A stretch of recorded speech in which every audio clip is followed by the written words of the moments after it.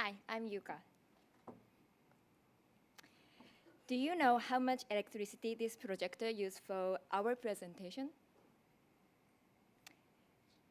32,000 watt for 5 hours. Do you know where the used electricity comes from in New York and what materials are used to generate this electricity? Here's an answer. You and I use electricity that comes 38% from natural gas, 35% nuclear power, and 20% hydroelectric, just to name a few around New York State. Were you aware of this before now? Today, I would like to talk about energy. I'm a Japanese, and I know I have a strong Japanese accent, so please bear with me until the end of my presentation. So, being Japanese, I will now talk to you about energy issue in Japan. This is the moment the Fukushima Daiichi power plant exploded. Just after the accident, there was a lot of conversation in Japan about energy issues, especially in Tokyo, where citizens knew that 32% of their electricity comes from Fukushima. It has now been 4 years since the accident. One might think that the Japanese people continue to talk about this issue. Would you? Last summer, when I was in Tokyo, I went to a bar with my friends.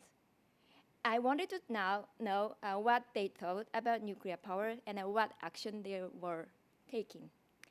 As soon as I started talking about nuclear power energy, everyone went quiet. Why did they stop talking about this issue? The Japanese people has raised their voice against nuclear power. After the Fukushima accident, the Japanese government had discussion about abolishing future nuclear energy dependence. Now that time has passed, the government sentiment against nuclear power has changed. Do you know the rate of energy self-sufficiency in your country? The US is almost 85% energy sufficiency. Japan, on the other hand, it's just 6% energy sufficient after the Fukushima accident. Our includes dependence on energy supply from overseas, encourage the Japanese government to continue running the nuclear power plants, although more than 70% of Japanese people are against the nuclear power. After the government decision, what people happen is silence. Now the Japanese people's voice sounds like, there's no way. How can we shut down the plant? It is not my problem anymore. This cynical and lazy thinking make it impossible to tackle the issue. But how can we talk about energy deficiency again? What scenario will re-energize this discussion? Research indicated that size of the solar panel market is dramatically increasing after the Fukushima accident. Japanese are interested in renewable energy, which is a viable alternative to nuclear power.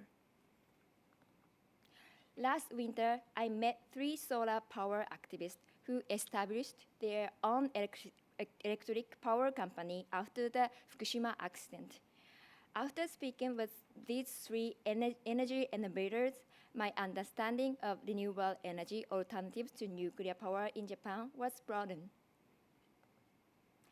After talking to Madoka from Tama Plaza Bunbun Electric Power Company, she kept emphasizing that simple action can be made by all of us that will help end deficiency on nuclear power. For instance, charging a cell phone by portable solar cells and voting for pro-sustainable energy protection are just some examples of actions people can take. After this discussion of limiting nuclear dependency, I developed a concept of how to help end deficiency on nuclear power. I decided to create a virtual space where people can commit to simple actions for the abolition of the nuclear plants. But I heard again and again that the title, A Declaration of Independence from Nuclear Power, was too strong. Why it's too strong?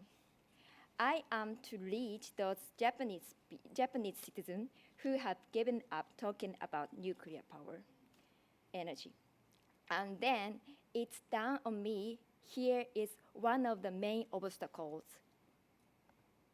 Most Japanese people are not good at expressing their opinion in public.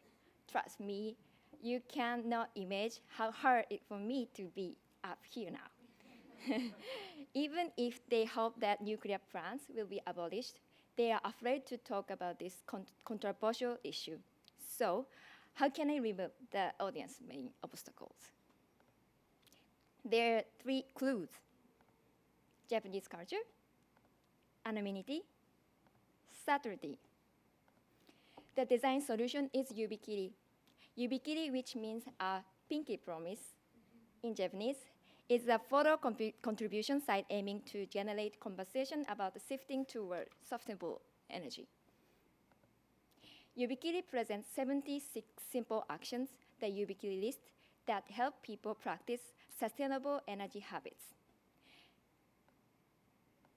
The list includes things such as checking the amount you pay on your electricity bill, supporting green power community in your neighborhood, and so on. Contributors pick the action they want to commit to and upload a picture of their finger art through Instagram or Twitter with hashtag YUBIKIRIME or email. YUBIKIRI provides a safe and interactive space to talk about alternative energy. So, why finger art? First, it is easy to join and anonymous because contributors do not need to show their face. Secondly, it is personal because participants express their personality through their finger art. Thirdly, the creative aspect makes it fun. Lastly, YUBIKIRI is a pinky promise that signifies an agreement that cannot be broken even with the crossing finger or other such trickery.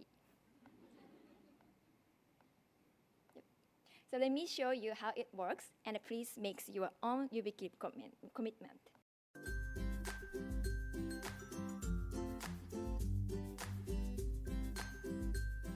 Step 1. Pick your commitment to sustainable energy from the list of actions.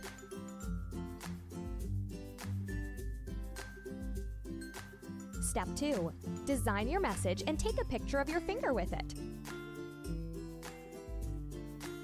Step 3.